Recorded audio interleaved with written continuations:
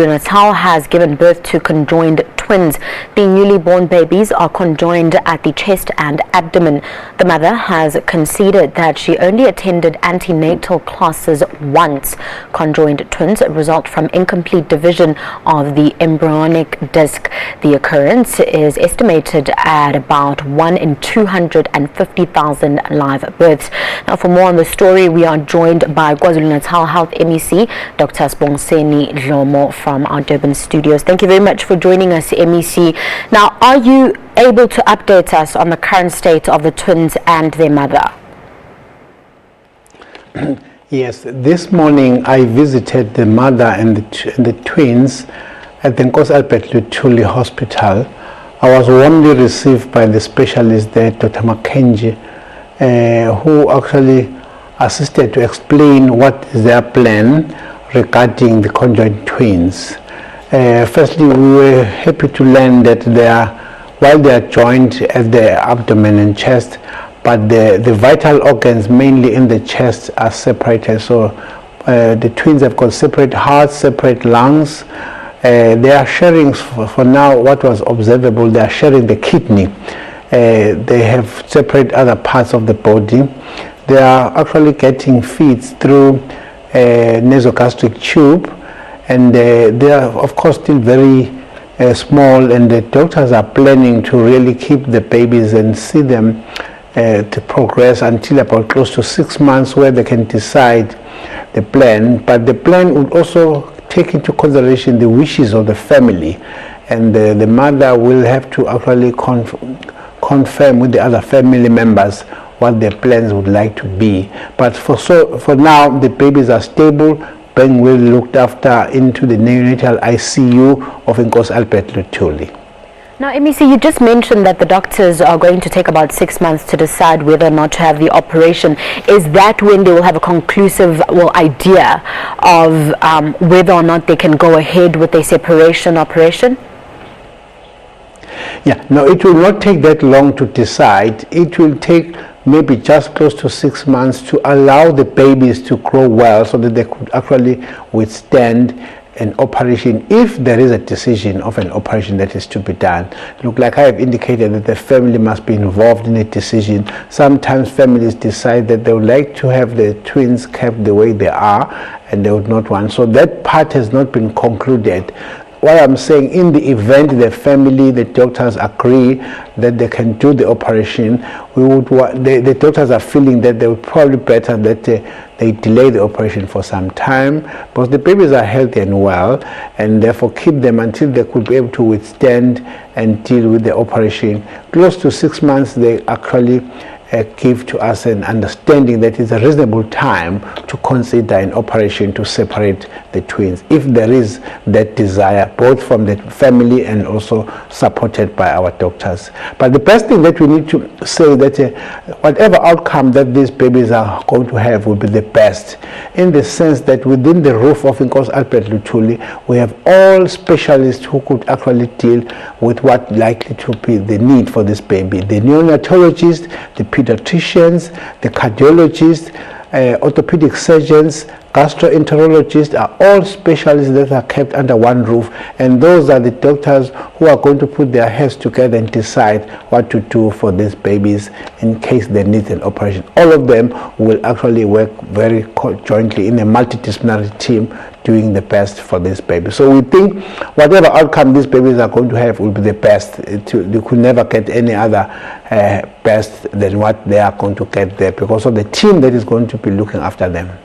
Now, MEC, just to step back a little bit, you mentioned that it's very important for the doctors and the families to agree on this operation. Has anyone had these discussions with the family already, or is it still a little bit early?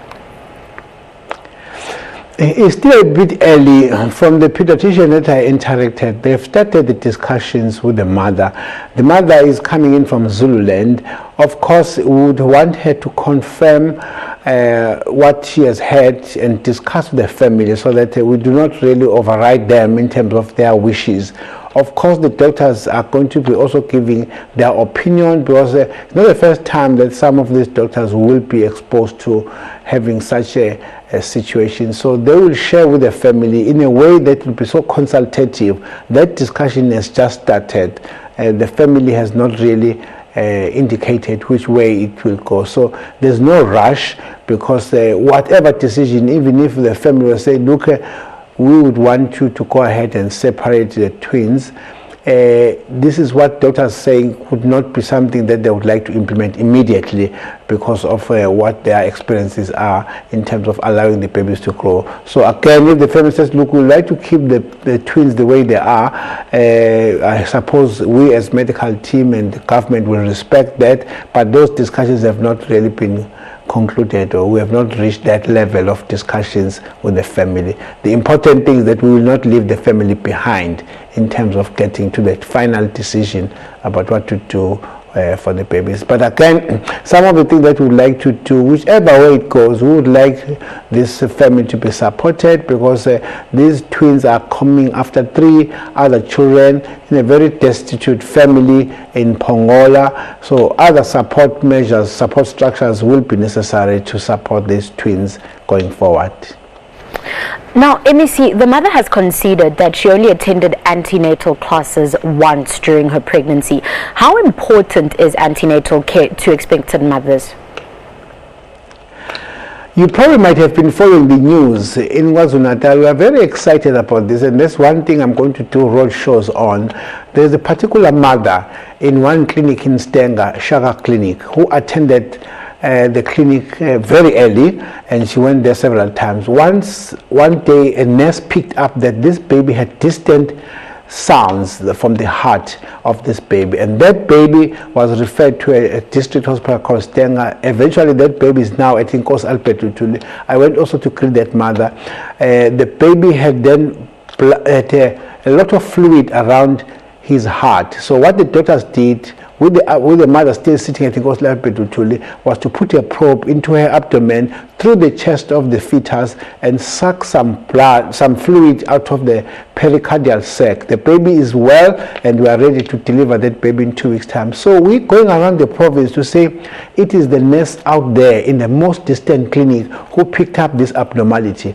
And it could not have happened if it was not a mother motivated enough to go and start her antenatal there. So we are very excited, and we are going around saying, if you start antenatal clinic early, whatever challenge that you have, our nurses, our doctors can pick it up, and if we are allowed, we can intervene like we did for this mother who is now waiting to have a baby delivered. So we are really excited and taking this message home to all our people in all our communities. Start antenatal clinic early, because if there are challenges that we can face, we will work with you and really intervene on those challenges. Now, MEC, another issue here that's just come up is that the hospital care is done publicly as opposed to privately, which would cost millions. How crucial is the national health insurance? You know, this is underpinning the campaign that is carried by Dr. Aaron Motsoaledi in this regard, because this child, these twins, the hospital care that is coming in and the future plans that they have for these twins might actually land this family in what we could call a catastrophic health expenditure if this child was looked after by the private sector. And the government is going to come in now and assist and make sure that these babies are saved. It actually underpins that we should not, whatever complications, whatever life-threatening illnesses we have as South Africans, should not then be putting that family into a catastrophe in terms of health expenditure. The government, through NHI, should be able to fund. We should not then have a healthcare sort of underpinned by how much money you have in the particular pocket of that family. It should be something that should go. So this is just one other example of national health insurance coming into play. But if that family was to rely on its own resources into a private sector, the family will have to sell everything that they have, probably not even enough, and still left destitute. NHI will be a key, and it will actually be the one that will support such programs. So I think we should actually see this as the best example that families rich or poor, should be able to say, I would not necessarily be assessing health on the basis of what I have in my pocket. Health must not be a commodity that must be available to those who can afford. It must be available to all South Africans, irrespective of their level of poverty in the society. Now, just finally, MEC, throughout the day we've been referring to the twins as just twins. Do we know the gender? Are you able to give us the gender of the twins? Is it 2 boys, 2 girls, a boy and a girl? Oh yeah, it's 2 girls. Ah, yes, sweet. It's 2 girls. Obviously, if they are conjoined like that, it's unlikely to be the family and male, because they are coming in from one egg. It's one egg separating that did not complete. So it could have been one sex. So in this case, it's 2 girls. And for our viewers, their names? What are the names of the twins? No, I did not get to know that part of the twins. I missed that part. I think the mother has not confirmed that, or maybe I did not ask that part. We'll probably give that to you some other time. Look, the other thing, the mother was saying, look, do speak about my twins, but for now I'm very conservative about what I say. It's a young 31-year-old female who still wants to consult and work with the family. This was just overwhelming to her. So some of the things, ma'am, that you probably may need now, like the names of these 2 girls, are not yet available. MEC, you've been great. Thank you so much for joining us and for this update. That was Dr. Sibongiseni Dhlomo, the MEC for Health in KwaZulu-Natal. He was giving us an update on the birth of conjoined twins.